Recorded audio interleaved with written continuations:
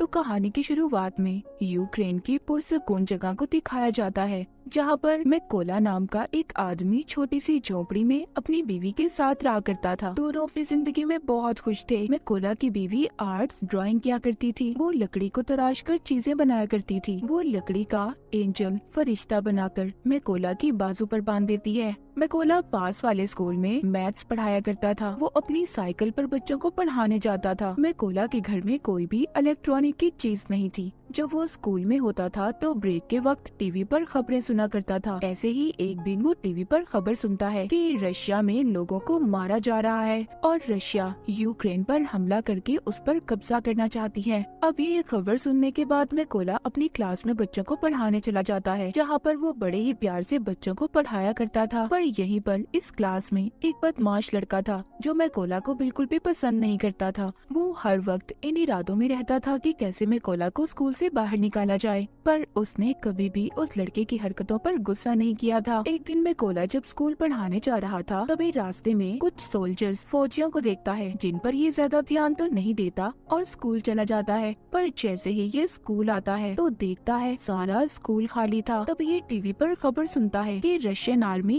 Ukraine में घुस चुकी है और यहाँ पर कब्जा करना चाहती है। अब मैकोला को समझ आती है जो इसने रास्ते में फौजी देखे थे वो रशिया के थे। पूरे मामले को देखते ही ये फौरन से अपने घर की तरफ भागता है, क्योंकि उसकी बीवी घर पर अकेली थी। मगर अब बहुत देर हो चुकी थी। जब ये घर पहुंचता है तो देखता है रशियन फौजी उसकी बीवी को मार रहे थे। और जब मैकोला अपनी बीवी को बचाने की कोशिश करता है, फौजी उसे भी पकड़कर मारने लगते हैं। मैकोला उनसे कहता है, प्लीज मेरी बीवी को मत मारो, वो माँ बनने वाली है। पर वो कुछ भी नहीं सुनते और उसके घर को आग लगाकर जाने लगते हैं। अपने घर को जलता देखकर उसकी बीवी जैसे ही उठकर उन फौजियों पर पत्थर मारने लगती है तो एक रशियन फौजी उस पर गोली चला देता है, जिसकी वजह से मैकोला की बीवी मर चुकी थी। मैकोला अपनी बीवी की लाश के पास बैठकर जोर जोर से रोता है। तभी तो यूक्रेन के फौजी आते हैं। वो उसकी पहचान करने के बाद उसकी बीवी की मौत पर बहुत अफसोस कर रहे थे और उसकी बीवी के लिए कब्र खोदकर मैकोला से कहते हैं कि अपनी बीवी को यहाँ पर दफना दो। अब मैकोला अपनी बीवी को दफनाकर अपने घर को देख रहा था। रशियन फौजियों ने उसकी बीवी को भी मार दिया था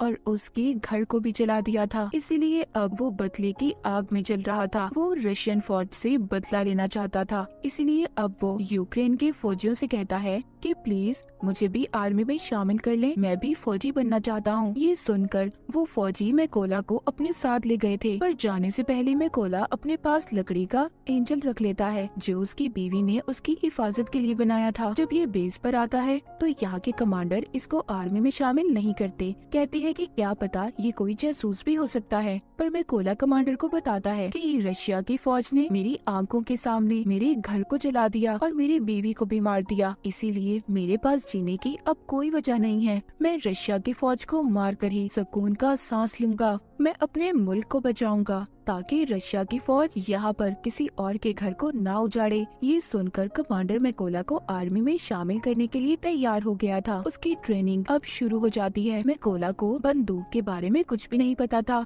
जब सभी फौजी बंदूक को असेंबल कर रहे थे, उनके हिस्सों को जोड़ रहे थे, तो मैकोला उनके सामने सबसे ज्यादा देर में बंदूक को असेंबल करता है, जिससे सभी फौजियों को ये लग रहा था कि मैकोला कभी भी अच्छा फौजी नहीं बन पाएगा। मगर मैकोला अपनी सारी जान अपनी ट्रेनिंग पर लगा रहा था ताकि वो अच्छे से अच्छा फौजी बन सके। एक दिन ऐसे ही जब वो ट्रेनिंग कर रहा था तो अपने सीनियर से कहता है कि मुझे मैकोला कहकर मत बुलाएं, मुझे रेविन कहें। तभी उसके सीनियर उस पर हंसने लगते हैं, कहते हैं खुफिया नाम ऐसे ही किसी को नहीं मिल जाते, उसके लिए इंसान को मेहनत करना पड़ती है।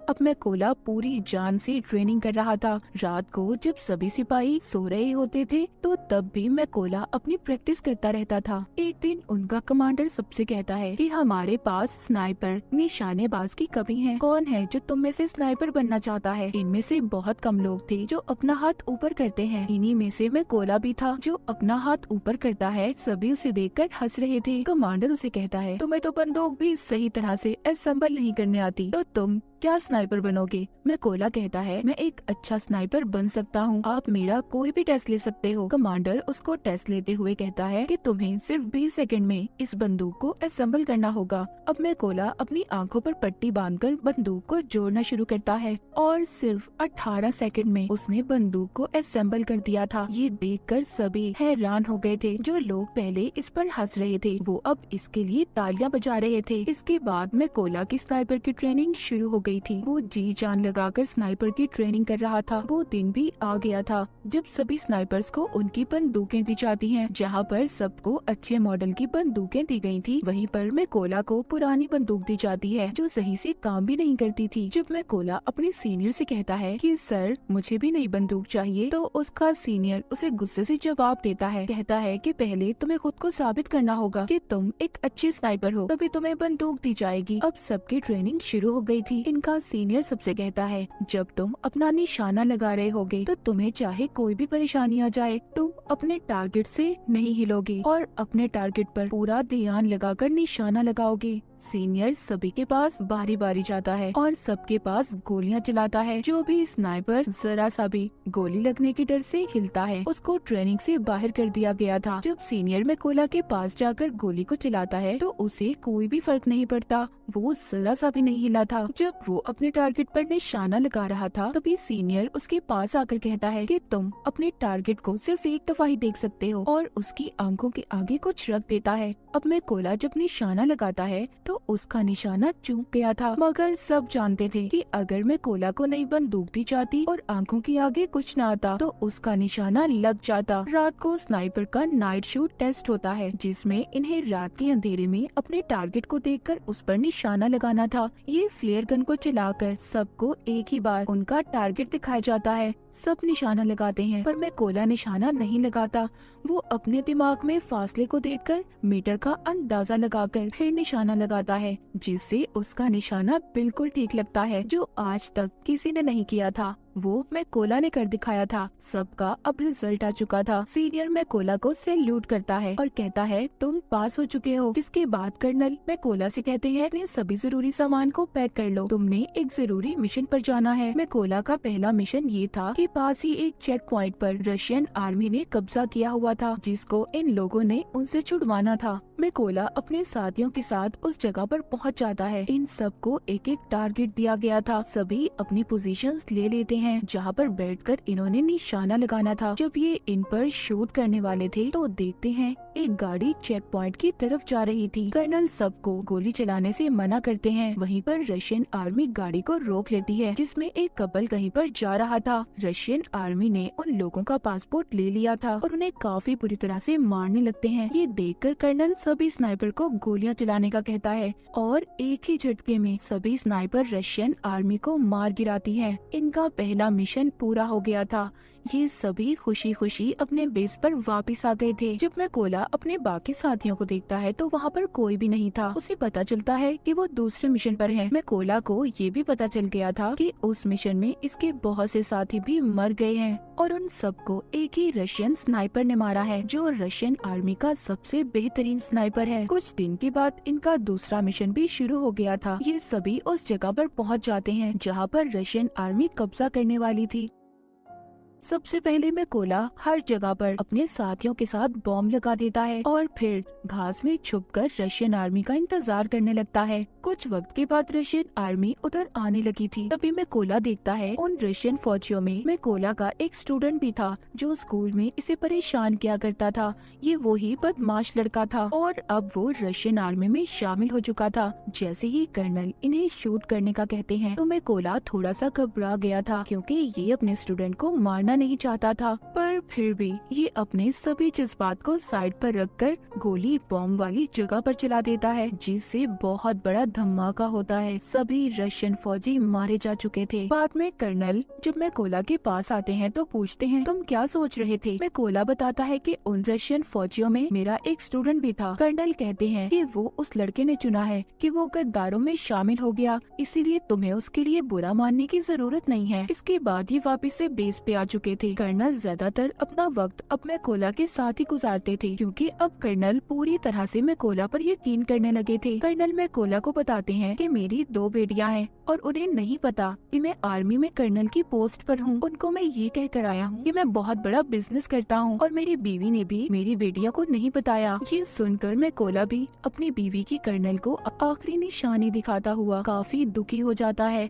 अब इसके बाद फिर से ये अपने अगले मिशन पर निकल पड़ते हैं। ये लड़ाई काफी बड़ी थी। सभी स्नाइपर्स छुपने के लिए एक गहरी खाई खोदते हैं और उसमें अपनी पोजीशंस ले लेते हैं। ये यहाँ पर इसलिए आए थे क्योंकि इन्हें पता चल गया था कि रशिया के कुछ फौजी यहाँ पर कब्जा करना चाहते हैं। यहीं पर कर्नल भी मैकोला के साथ थे। तभी यहाँ पर मैकोला देखता है उनमें वो फौजी भी था जिसने इसकी बीवी पर गोली चलाई थी। वो मैकोला के बिल्कुल निशाने पर था। कर्नल से पूछता है क्या मैं इस पर गोली चला सकता हूँ? कर्नल कहता है नहीं। मैकोला फिर पूछता है क्या मैं इस पर गोली चला सकता हूँ, क्योंकि वो अपनी बीवी का बदला लेना चाहता था। मैकोला का तो मिशन ही यही था कि वो अपनी बीवी का बदला लेना चाहता था। वो खुद पर कंट्रोल नहीं कर पाता और उस फौजी पर गोली चला देता है। पर इसके बाद रशियन आर्मी को इनका पता चल चुका था। कर्नल मैकोला से कहते हैं ये तुमने क्या किया? तभी एक स्नाइपर कर्नल पर शूट करके उसे भी मार देता है। सब रशियन फौजी इन पर बॉम्ब फेंकने लगते हैं। मैकोला कर्नल की लाश को बेस पर ले आया था पर बहुत ज्यादा दुखी था क्योंकि उसकी गलती की वजह से कर्नल मारा जा चुका था। मैकोला ने अब ये कसम भी खाई थी कि वो उस स्नाइपर को कहीं से भी ढूंढ कर लाएगा और कर्नल की मौत का बदला लेगा।